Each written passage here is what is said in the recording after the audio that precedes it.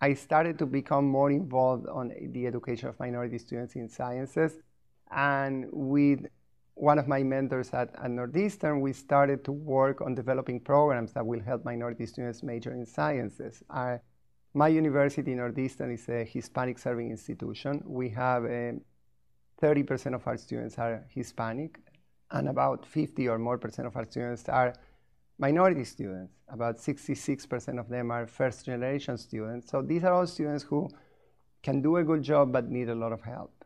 And in particular in sciences, we didn't have many of them majoring in sciences. So since my first conference at SACNAS, I started to think on how could I help with this? How can I have an impact on these students, and how can I empower them to make decisions that will allow them to major in these STEM disciplines? We worked together on getting a grant that enabled us to create a center at our university that officially is known as the Student Center for Science Engagement. I'm the founding director of that center.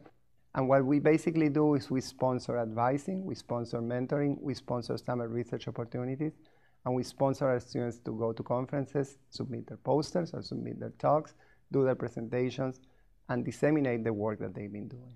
We'll help them out meet people from graduate schools. We try to bring recruiters from graduate schools. Our faculty tries to collaborate and starts the collaborations with other institutions. So we try to send students to do research experiences in other places. What we're trying to do is we're trying to create a framework where students can feel comfortable and can understand that this is something that they can do. Let me say one more time, these are regular students, but because of their background and because of their upbringing, most of them are first-generation students. They don't know that graduate school is a possibility. They don't know that they can get scholarships to go to graduate school. They don't know that they can major sometime on these type of majors because they believe that it's hard for them or it would be hard for them and they won't have support. So our job is to show them that this is doable and that they can achieve whatever dream they want to achieve. I think the good students will go and get whatever they want just because they are good. And normally that will drive them and will allow them to succeed. What I'm looking for is these students who may have the passion and may have the desire, but they may not be aware that they have it, or that they may not be aware that they can use that, and they can use that passion and desire to drive them towards their goals. Well, first of all, you need to realize that they need to know what they want. It's hard to motivate someone that has a different desire. So mostly what I do with students is I don't think about the long-term goal. I think about the short-term goal. What do we want to work today? What is something that will motivate you? When I have a student approaching me saying, I want to do a project with you, I said, what would you like to do? What are your interests? Do you like baseball? Do you like sports? Do you like movies? I don't want to work on a project that after 2 weeks you're going to be bored working on, or you're going to be so overwhelmed by the difficulty of the project that you won't be able to connect to it.